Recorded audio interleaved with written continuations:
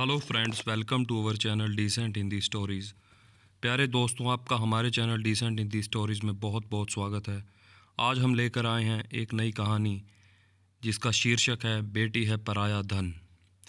यह बहुत ही इमोशनल और काफ़ी मार्मिक और भावात्मक कहानी है। आइए शुरू करते हैं। एक शहर में कुणाल नाम का एक इंसान रहता था। कुणाल एक कपड़ों की दुकान पर काम करता था। उसकी बहुत साल पहले शादी हो गई थी। कुणाल को हमेशा से लड़का चाहिए था। वह एक पुरानी सोच वाला व्यक्ति था। लड़का वंश का कुल दीपक होता है, पिता का नाम रोशन करता है और बुढ़ापे का सहारा होता है, ऐसी उसकी सोच थी। पर लड़की शादी करके चली जाती है। वह ऐसी सोच रखता था। वह अपने पड़ोसियों को और मित्रों को भी यही बात बताता रहता था। शादी के कुछ साल बाद उसकी एक बेटी हुई, परंतु वह उसे किसी मंदिर के पास नदी के किनारे छोड़ आया। फिर कुछ साल बाद उसे दो लड़के हुए। बड़े बेटे का नाम विहान रखा और छोटे बेटे का नाम रोहन रखा। बाद में कुछ सालों बाद उसकी पत्नी का निधन हो गया। उसके बाद उसी ने उन दोनों बेटों का ख्याल रखा, उनको पाल पोस कर बड़ा किया। समय बीता और उसके दोनों बेटे बड़े हो गए। अब दोनों बेटे नौकरी कर रहे थे और दोनों की शादी भी हो गई। शादी होने के बाद भी वह सब एक साथ ही रहते थे। कुछ साल एक साथ खुशी में बीत गए, लेकिन बाद में दोनों भाई एक दूसरे के साथ झगड़ा करने लगे। दोनों बहुओं में छोटी छोटी बातों पर मतभेद होने लगा। यह सब देखकर कुणाल को बहुत बुरा लगता था। अब दोनों ने अलग रहने का निर्णय लिया और वे दोनों अलग हो गए। फिर पिताजी का यानी कुणाल का ख्याल कौन रखेगा, ऐसा सवाल पैदा हुआ। तो दोनों बेटों ने मिलकर यह तय किया कि दोनों बेटे कुणाल को यानी अपने पिता को एक एक महीने रखेंगे, ऐसा उन्होंने तय किया। कुणाल एक बेटे के साथ एक महीने के लिए रहने लगा और दूसरे बेटे के पास एक महीना। ऐसा उसका बंटवारा हुआ। पर जैसे जैसे वक्त बीतता गया, वैसे वैसे बहुओं और बेटों में कुणाल को लेकर झगड़ा होने लगा, नोकझोंक होने लगी। दोनों बेटों के घर में झगड़े का कारण कुणाल रहने लगा। यह बात कुणाल को अच्छे से समझ आ चुकी थी कि वह ही उन दोनों बेटों में झगड़े का कारण है। अब कुणाल को पुरानी यादें याद आने लगी थी। उसने ज़िंदगी में कितनी बड़ी गलती की थी, यह उसे अब समझ में आ रहा था। पर अब इसका क्या फ़ायदा। आखिर दोनों बेटों ने पिताजी को वृद्धाश्रम भेजने का निर्णय लिया। एक दिन दोनों ही पिताजी को लेकर वृद्धाश्रम में चले गए। वहां जाने पर सभी औपचारिकताएं पूरी करके पिताजी को मिलकर वह दोनों अपने अपने घर वापस चले गए। पिताजी को वृद्धाश्रम में छोड़कर वे वापस अपने अपने घर चले गए। बेटे घर जाने के बाद कुणाल बहुत ज़ोर ज़ोर से रोने लगा। उसके बाद वृद्धाश्रम में कई लोगों ने उसे समझाया, पर वह बहुत दुखी हो गया था। कुणाल को वृद्धाश्रम में आकर 8-10 दिन हो चुके थे।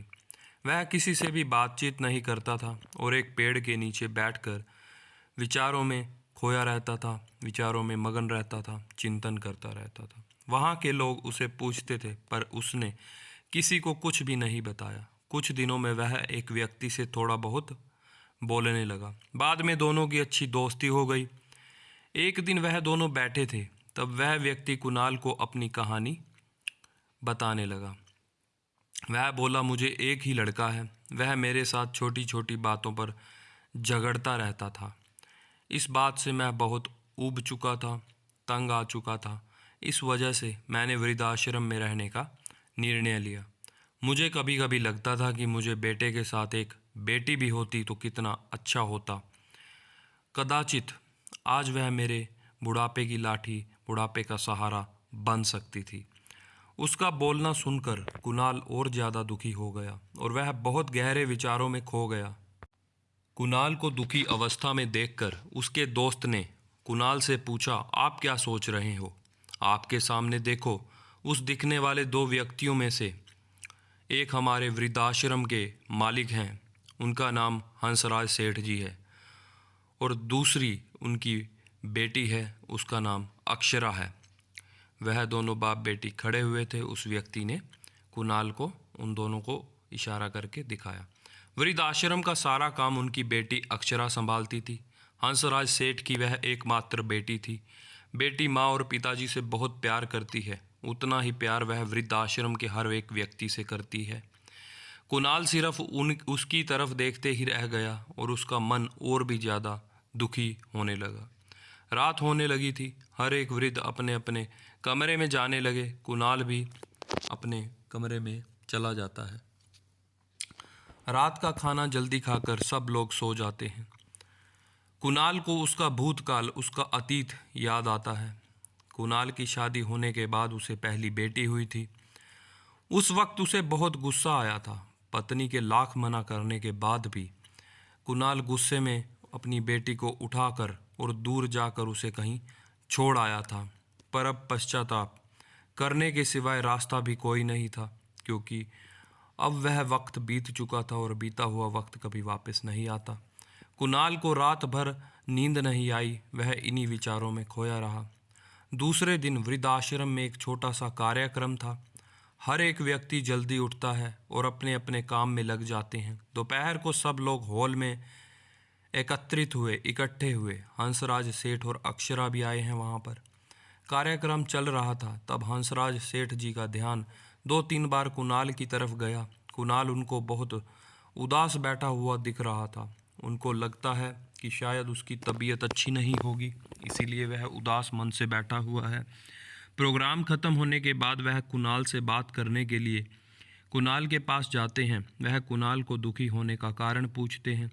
तभी कुणाल बहुत रोने लगता है और थोड़ी देर बाद वह अपनी पूरी कहानी उनको बताता है कि मुझे भी पहली बेटी हुई थी, पर मुझे बेटी नहीं चाहिए थी। मुझे बेटों का लगाव था। मेरी सोच कुछ ऐसी थी, इसीलिए मैं गुस्से में आकर अपनी बेटी को जन्म के बाद ही कहीं छोड़कर आ गया था। आज जब मैंने आपको आपकी बेटी के साथ देखा तो तभी मुझे समझ आया कि बेटी कितना प्यार करती है। मेरी बेटी भी मेरे साथ होती तो मुझे यहाँ वृद्धाश्रम में रहना ही नहीं पड़ता। मेरे दोनों बेटों ने मुझे दुख के सिवा कुछ भी नहीं दिया। मैंने अपने किए हुए पापों की सज़ा आज तक मैं भुगत रहा हूँ। कुणाल की सब बातें सुनकर हंसराज सेठ को मन ही मन बहुत दुख हो रहा था। दुखी होकर वो कुणाल को बोलते हैं कि यह मेरी बेटी नहीं है, इसको मैंने जन्म नहीं दिया है। मुझे यह नदी किनारे मिली थी, मैं उसे घर ले आया और बहुत प्यार से बड़ा किया। मैं और मेरी पत्नी इससे बहुत प्यार करते हैं और वह भी हम दोनों से उतना ही प्यार करती है। पूरी कहानी सुनने के बाद कुणाल बोलता है कि मैंने अपनी बेटी को भी नदी के किनारे एक मंदिर के पास छोड़ा था। यह सुनकर हंसराज सेठ, जो कि वृद्धाश्रम के मालिक थे, उनको थोड़ा गुस्सा आया और वह वहाँ से निकलने ही वाले थे। तभी उसी वक्त वह कुणाल को पूछते हैं, आपकी बेटी का बर्थ मार्क यानी जन्म चिन्ह वगैरह आप कुछ बता सकते हो? कुणाल ने तुरंत जवाब दिया, जी हाँ, मैं बता सकता हूँ। उसके बाएं हाथ पर और बाएं पैर पर एक एक उंगली ज़्यादा थी। यह जवाब सुनकर हंसराज सेठ को विश्वास हो जाता है कि अक्षरा ही उसी की बेटी है जो उसे एक मंदिर के पास मिली थी। यह सब सुनकर हंसराज सेठ वहाँ से चला जाता है। वह चले जाने पर अक्षरा, हंसराज सेठ की पुत्री तथाकथित पुत्री, वहाँ पहुँचती है और वह कुणाल को बोलती है कि मैंने आप दोनों की सारी बातें सुन ली हैं। आपने मेरे बारे में जो भी कहा, यह सुनकर मेरा मन बहुत दुखी हुआ है। एक पिता खुद की बेटी के बारे में ऐसा निर्णय ले सकते हैं, यह सुनकर मुझे बहुत बुरा लगा। आपने जो भी किया था वह बहुत गलत था। आपने मुझे बेटी बोलने का अधिकार, बेटी बोलने का हक खो दिया है। मैं आपकी बेटी होकर भी आप मुझे रास्ते पर छोड़कर चले आए थे और मैं उनकी बेटी, हंसराज सेठ जी की बेटी ना होते हुए भी उन्होंने मुझ पर जान न्यौछावर की। इसलिए वही मेरे सच्चे पिता हैं। आप इस वृद्धाश्रम में जब तक चाहे रह सकते हैं, पर आज आपने उनके सामने जो बोला है वह फिर कभी भी उनके सामने मत बोलना, क्योंकि आज तक मैंने उनको इतना दुखी कभी नहीं देखा है। इतना बोलकर अक्षरा वहाँ से चली गई। कुणाल सिर्फ आंखों में आंसू लाकर उसकी तरफ देखता ही रह गया और अपने नसीब को कोसता रहा, दोष देता रहा। दूसरे दिन सुबह किसी को बिना कुछ बताए कुणाल वह वृद्धाश्रम छोड़कर चला गया। तो यह थी कहानी बेटी है पराया धन, जो कि कुणाल की एक पुरानी सोच थी। तो दोस्तों, कैसी लगी आपको यह एक सुंदर कहानी? आशा है आपको यह कहानी अच्छी लगी होगी। अगर अच्छी लगी है तो please like and share this video and subscribe this channel and press the bell icon for notifications about such more interesting stories. Thank you. Have a good day. Keep watching our channel. धन्यवाद।